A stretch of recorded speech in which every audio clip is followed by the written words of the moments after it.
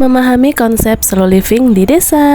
Halo, assalamualaikum warahmatullahi wabarakatuh. Ketemu lagi sama Yusi Handayani. Hari ini aku mau panen bayam sama mau metik cabai. Sambil nemenin aku panen tipis-tipis, sambil aku mau bercerita tentang memahami konsep slow living di desa. Konsep slow living di desa adalah tentang cara menikmati hidup dengan lebih lambat, dengan lebih sadar, lebih menikmati proses, dan juga lebih menghargai hal-hal sederhana seperti ini. Ini tuh yang paling aku suka dari konsep slow living, yaitu seperti ini ya. Jadi kita tuh bisa hal sepele ini, sesederhana ini tuh bisa membuat kita bahagia. Karena konsep pikiran kita itu tuh bukan tentang hingar-bingar kehidupan, tetapi tentang kesederhanaan. Kita tekan pikiran kita itu dengan lebih lambat, bukan hal yang membuat kita selalu ekspektasi dunia yang begitu tinggi, tapi ini tuh tentang kesederhanaan dalam pola berpikir, kesederhanaan dalam hidup. Jadi walaupun cuma metik cabai, metik sayuran, kayak gini berbaur dengan alam, itu tuh benar-benar membuat hati kita tenang, membuat hati kita nyaman, membuat hati kita bahagia.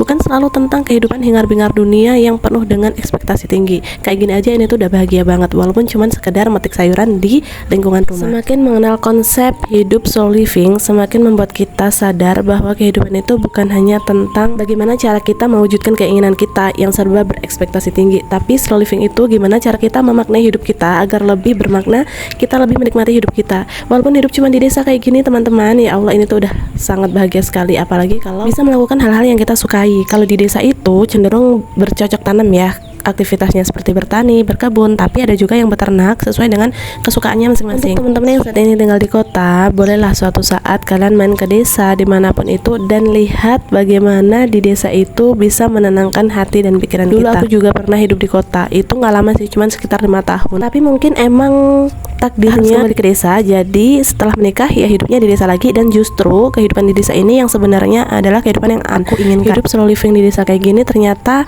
benar-benar membuat hati tentram, walaupun ibaratnya hidup sederhana, makan seadanya, tapi kalau pikiran kita tenang, badan kita sehat, itu justru membuat kita hidup lebih bahagia.